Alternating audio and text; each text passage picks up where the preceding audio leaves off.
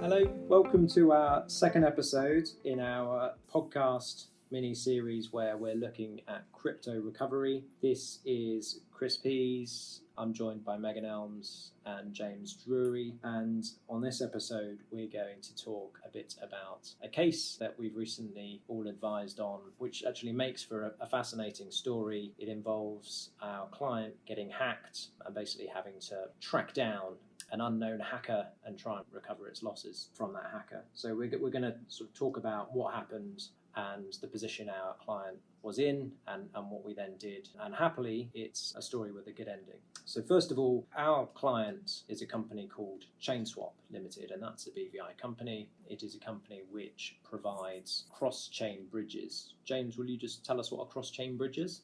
Yeah, of course. So whilst blockchain technology is highly fascinating, one of its limitations is the fact that they are singular, don't really speak to each other. So if you take Bitcoin and Ethereum as two of the most used and well-known blockchains, if I was to try and send Chris one Ethereum from my Bitcoin address, then it just ends up falling into the ether and it's not recovered because they just don't talk to each other. So what ChainSwap does and what a bridge does is effectively sits between, and the user who is looking to trade the two crypto tokens is it will engage with a smart contract. It will deposit Bitcoin that will be locked within that smart contract, and on the other side, the equivalent value of the Bitcoin will be released in Ethereum.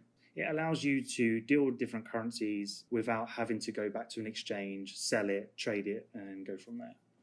Thanks, James. And I think having that understanding is really important just to understand what happened here. And as you say, that smart contract, that computer program, if you like, is just something which sits between the two blockchains effectively and allows that transfer and facilitates it. Now, the hackers here, what they did, there were two individual hacks about a week apart. And what the hackers did is they exploited this smart contract, which is intended to operate, as all smart contracts do, as a self-executing computer program that runs according to a set of rules based on its coding. And the hackers, without going into too much detail, what the hackers did was in the first attack, they managed to exploit that smart contract so as to be able to take tokens from private user wallets that had already interacted with the bridge or were at least authorized to interact with the bridge. As part of the second attack, which was slightly different, the hackers were able to exploit the smart contract so that it requested that the token issuers who would use the bridge to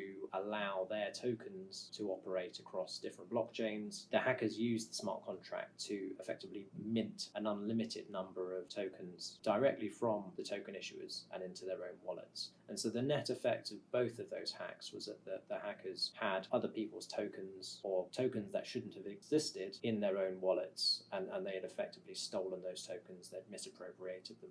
Megan, what did ChainSwap do once it found out that its bridge had been hacked and that its users and its projects had lost tokens as a result?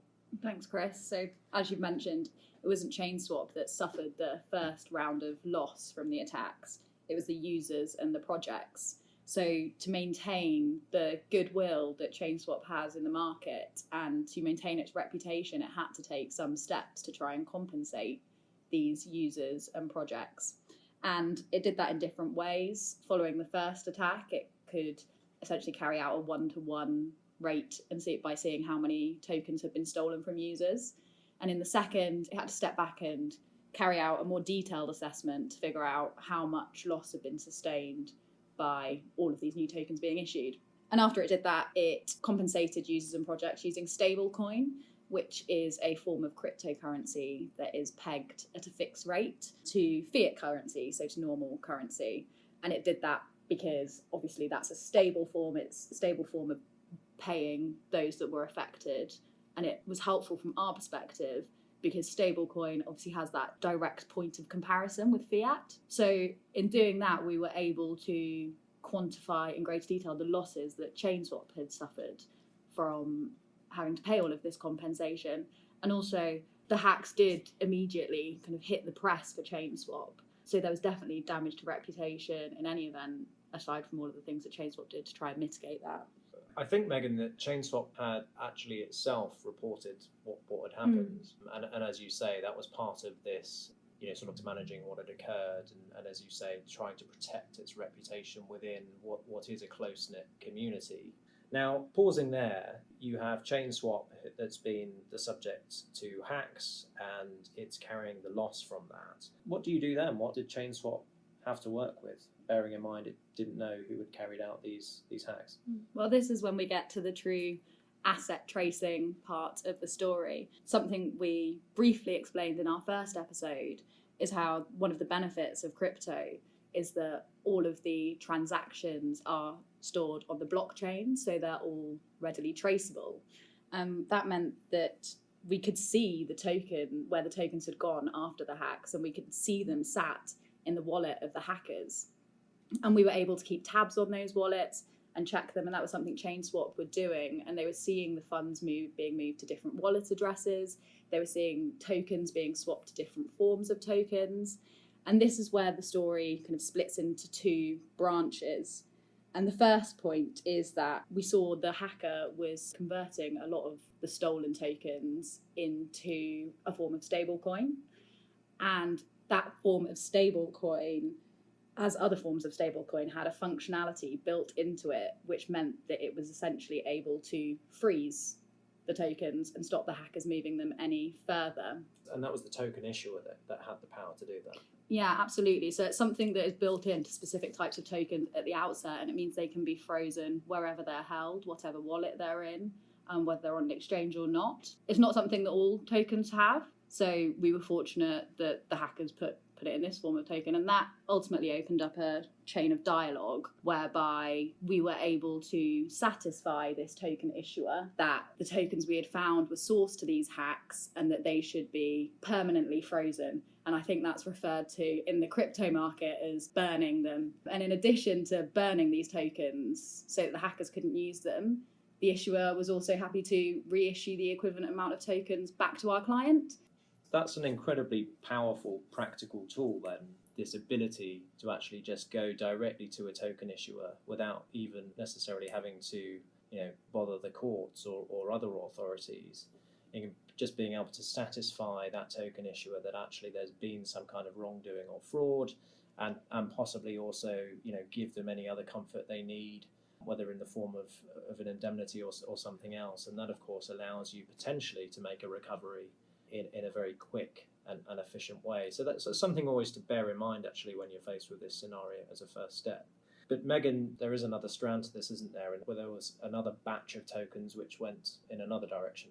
Absolutely. So the remaining tokens that we hadn't traced to this form of stablecoin, we saw continuing to be moved, and ultimately a significant portion of them found their way to a mixer fund called Tornado Cash. And this is actually where we started speaking with Kalo, because by this point ChainSwap had almost lost hope they would be able to get these tokens back. And that's probably where I should hand over to James, who can tell us a bit more about why mixer funds are seen as so scary in the crypto market.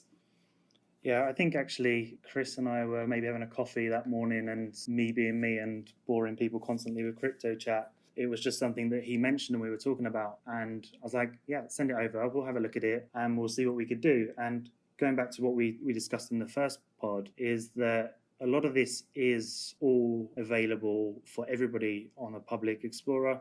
You can go and check. I think the difficulty here was we saw the tokens being moved into Tornado Cash. Tornado Cash is a privacy mixer, which we'll discuss in a bit more detail in the next episode. But effectively, what you're doing is, as the hacker, you're engaging with this mixer, which jumbles up all of the crypto that you put into it, spits it out into a designated wallet address so that it has a break on that online ledger. So it makes it a bit more challenging to follow. As insolvency practitioners, this is kind of our bread and butter, albeit this is a bit more technical with crypto.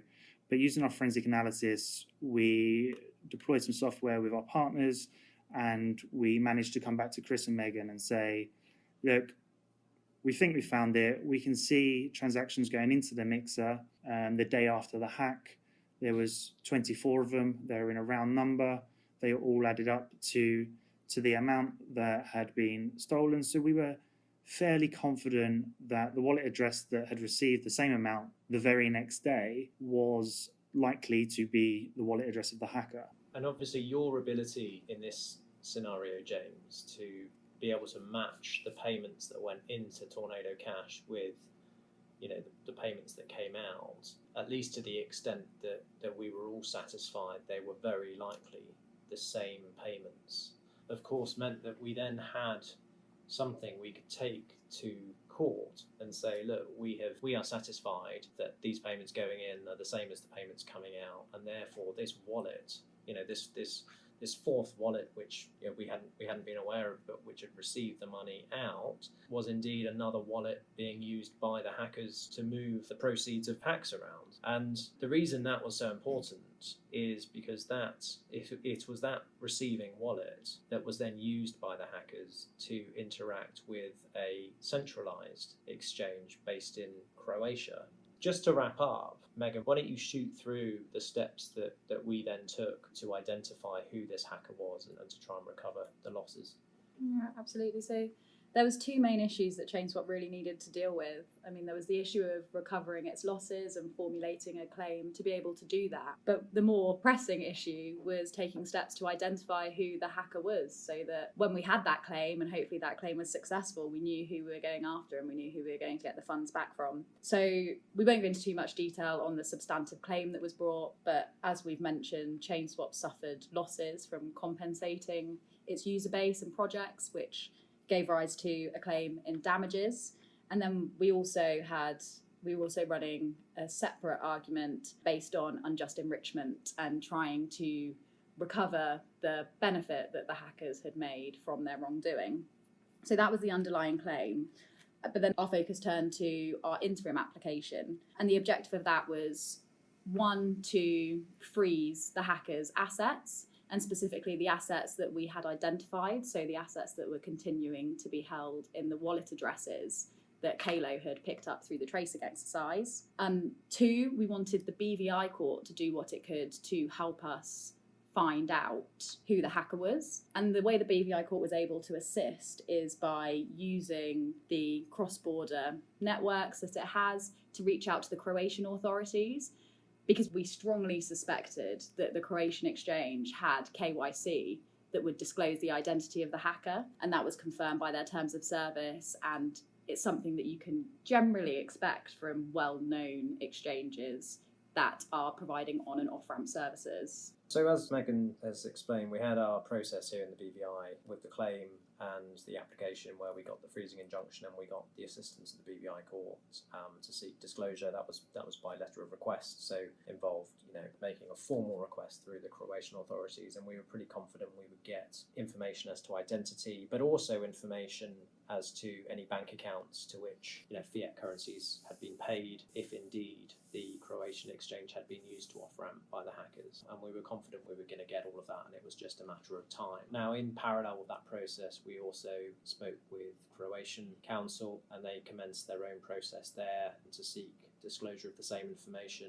We thought by having the two processes running in parallel and at relatively limited cost, it would only speed up the time in which we'd get the information. And of course, getting the information as the identity in these situations will often be the most important thing, because if you can reveal that hacker's identity, then they're all the more likely to capitulate, and that, I think it's fair to say, is validated by this particular example as well. And then thirdly, we were speaking to law enforcement agencies in the BVI who kicked off their own process, and I think that added even more leverage to us when it came to forcing the hacker's hand.